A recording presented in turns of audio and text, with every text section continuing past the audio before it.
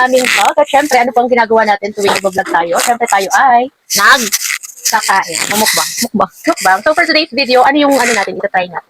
At syempre, dahil naganda-gandahan ako today, inaway ko muna yung jowa ko para pasalubungan niya ako nito. At syempre, Saka nandito rin nag-crave din talaga ako talaga. At syempre, nandito rin ako para makikain ng donut. Alam niyo, first time kong nalaman na meron din palang donut na pan de Manila. Kasi di ba usually, mga ano na. Pandesal.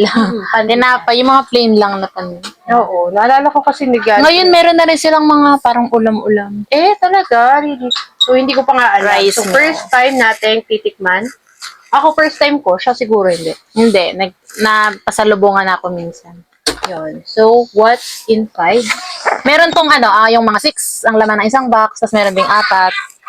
Para sa idea ng mga nanonood, pagkano ba to? 55 to 60 ang isang piraso. Depende sa specialty. So hindi siya yung per, halimbawa, bundle of 12, ganito yung presyo, ganun. Pag lahat, tig 55, alam ko parang may discount siya na parang less 10 pesos pagka per box. So, open na natin siya. Siya din! Sariling sound effect. So, ayun, 4 pieces and very Iba't ibang. appetizing yung tsura ka. Tikman na natin isa-isa. Talagang crave na crave namin. Ayan. Ayan, anong mga flavor to? Anong mga flavor to? Ang alam ko, ito is yung white vanilla with chocolate chips, cookies and cream, chocolate with, ano tawag sa Nips? Hindi. Tsaka, ano to? Coffee with, Coffee tinapay? So, ayun, tikman na natin siya, guys. yan. Sana maano kayo, mag-crave din kayo at bumili kayo. Let's try. Damay-damay na to, kumbaga. Sige. Anong unahin mo?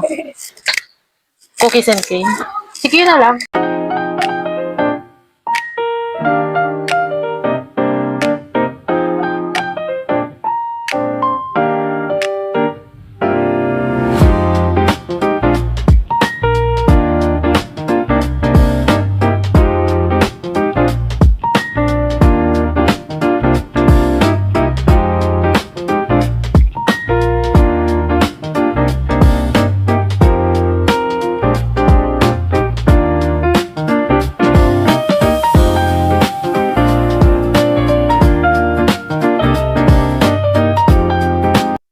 At ito na nga, guys. Tikiman time na.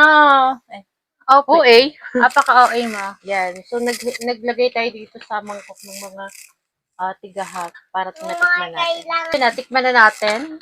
Bale, naglagay tayo ng tigka kalahati. Titikman muna natin siya. Lahat, para masabi natin. Unahin natin tong Yung vanilla. Vanilla with chocolate chips. Ay, ang dami niyang cream cheese. Meron siyang filling sa loob. Yun yung specialty niya. Specialty. Inuulit. Maha Salvador. Keratin! Ang dami niyang cream cheese.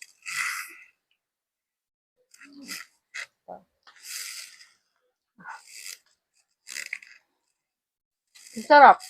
Masarap na. Ang lambot ang tinapay, no?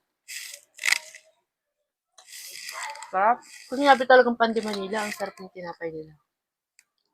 Ang sarap. Super. Yung chocolate chip na tikman ko kung katulad siya ng mga chips na iba. Same lang. Ang dami cream cheese. Yung niya, Dito muna ako sa coffee to.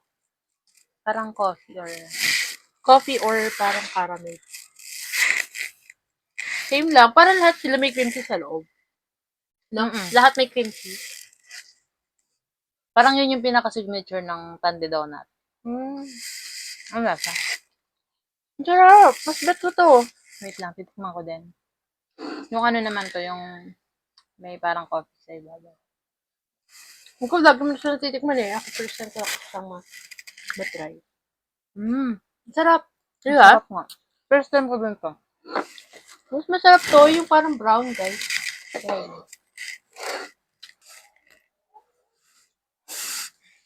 Talagang pinagkakasya ko yung sa paghahalata.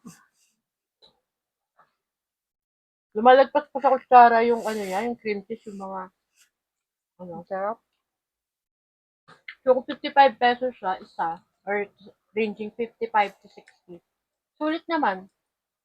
Isang may pan di Manila. ket- Diyan lang sa may cathedral. Dito sa As may cathedral, sa ano, simbahan. Ano yun? Tapos next, ito yung parang pang kids, no? Mm-mm. May mga chocolate, yung mga chocolate chips topping. Yung naglabasan Ooh. lahat ng cream cheese. Ito, lahat cream cheese. Titikman natin. Ang cringe. Pero yung cream cheese niya, hindi yung sobrang tamis. Mm. Kusang natutunaw sa bibig mo. Ang sarap. Nung magmahal. Grabe. Ito na. Pagkakasyahin ko na ulit siya sa bibig ko. Mm. May favorite ako dito sa apat. Mm. Ang favorite ko ay ito, yung color brown. Same. Favorite ko. Kung ano, kakaiba siya sa ibang donut. Kasi, Mag-rate. oo. Rate naman natin. Rate? Isa? Hindi, yung buong Pandi Donut experience. Pandi Donut experience natin. First Kasi time hindi ko na, feeling ko, hindi lahat ng tao alam na may donut na si Pandi. Mm-hmm. Kasi pag akala lang nila pandesal, mga ganun, mga tinapay na ano. Siyempre nag-evolve na din yung ano. Nag-upgrade yung mga ano. Rate ko, up to ilan? Mga 1 to 1,000. Up to 1,000. Akin ay 10 out of 10. Ako mga 11. 10 out of 10. Sarap Kasi na. ano, di ba sa ibang mga ano, ibang Nilevel up niya yung donut experience ng isang tao. Donut experience ng isang tao. Ano, di ba may mga ano, donut din talaga na may palaman. Di ba? Mm-mm. Pero hindi siya overload. Parang Bavarian, tapos Oo. may palaman na Bavarian. Ganun. Ito, overload siya yung palaman niya, tapos yung pinakapalaman niya is cream cheese.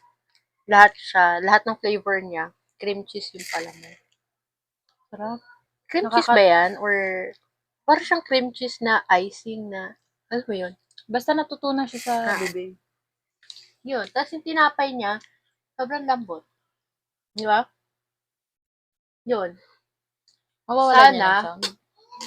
so sana awayin mo pa din yung jowa mo sa susunod para ano pa tayo ng ibang flavor. Kumbaga tactics na yan pagka nag-crave ng donut, kailangan awayin yung jowa. Dapat awayin mo para para pasalubungan.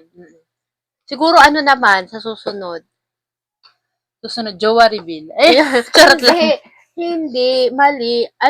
Dapat ang ano mo naman is ibang flavor naman ng donut. O kaya naman, Matulala muna tayo sa sarap. tulala muna sa sarap. So, yun muna mga friends for today's lamon.